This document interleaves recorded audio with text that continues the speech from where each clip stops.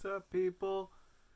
So, took me a little bit, but I finally got to watching Black Adam, the 11th movie in the DCEU. Well, 12th if you count Zack Snyder's Justice League as a different movie. But yep, the DCEU has been pretty interesting with the way it's progressed. Though the way they decided to go into solo movies was really interesting, and Black Adam was one of the ones they announced with The Rock in it. So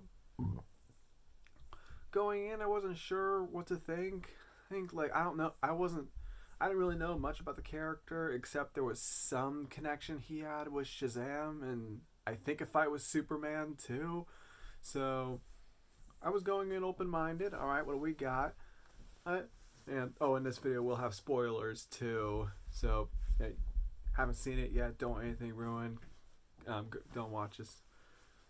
But anyway, so now that I've seen it, I can safely say this was actually pretty good. It's not my new favorite DCEU movie, but I still had a good time with this. Like, this is one of those movies where it's not that deep. Like the morals in there, I'm like, sure, I guess I can get behind that, but like they're not that deep. But I still had a fun time with this, and obviously I love The Rock. You know,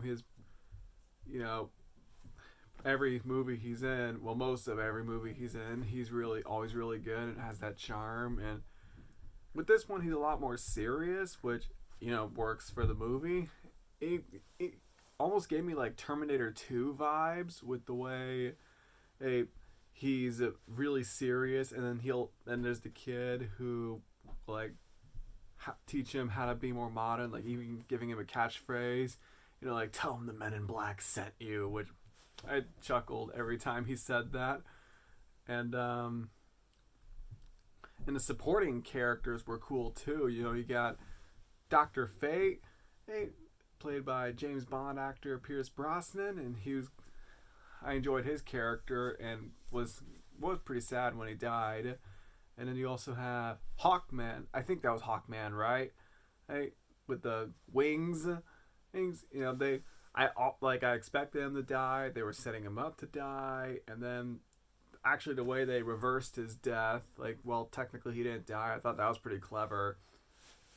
The other two are okay. The guy who grows really big. I forget what his name was. He was like, he was funny at some parts. And Cyclone, I think the other one was. I think I knew her the least. He's out of the Justice Society, and the action scenes too are freaking brilliant. Like, they really gave me Man of Steel vibes with the way the camera would have a hard time keeping track of how fast they're moving, and when he would just, well, he's not teleporting, but it looks like he's teleporting because how fast he's moving. They also have a sort of a Quicksilver moment when he's moving really fast and the whole world around him is moving slowly, and he puts a missile in a guy's mouth, and does all the other things, and explosions around him when he's done. It's pretty crazy. And so the action scenes were a lot of fun, and the score too. Ooh, just that new Black Adam theme has become a new favorite for the DCEU. It's ooh, um, what else? Other positives. Action's good, score's good. Oh, and at beginning too. Ooh, when they're opening up with all the slaves, that gave me a lot of 300 vibes. Which anything that reminds me of 300 is immediately worth a point. As for negatives, my biggest complaint, though it's not that big, is the villain. When the DC has had somewhat of a mixed bag when it comes to their villains. You have the good / bad version of Steppenwolf.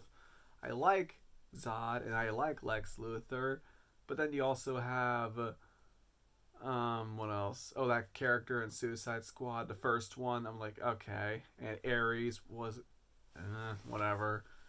And this was one of those I don't really care kind of villains. And it's like he shows up a few times, and then it's revealed like he's a descendant of that one guy, and I was thinking, oh really? Like that came out of nowhere, and oh he's the villain now, and then I think what happens is that he went to hell and got the powers of that crown, the which and I'm just kind of like, oh okay, like the climax was a little underwhelming because of how much I didn't really care about the villain, and like what is his motivation? Oh, he just wants to end the world, I guess. Okay, cool.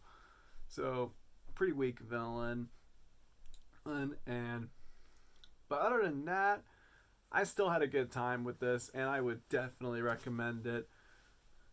But of course, I can't talk about this movie with spoilers in it without mentioning the credits scene.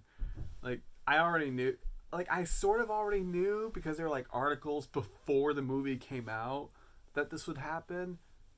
But similar to No Way Home, even though I knew these characters were gonna pop up, I still got excited. In this case, Henry Cavill as Superman returns in the credits scene, and yep, that got me excited. It just, he's actually my favorite Superman. I even noticed he got my brother noticed he got the S in the hair here, and he's got a little bit of a brighter suit, so that's pretty cool.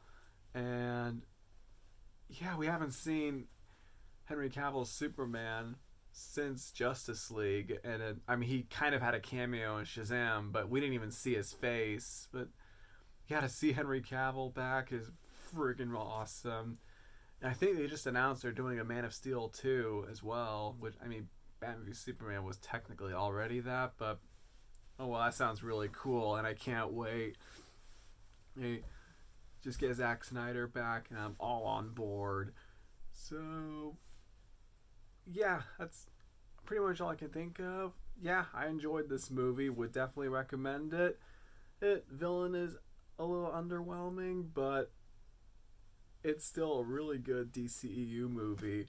And actually, it is better than the two Marvel movies we got this year, which is a little sad, but oh well, that's the world we're living in now. So, peace.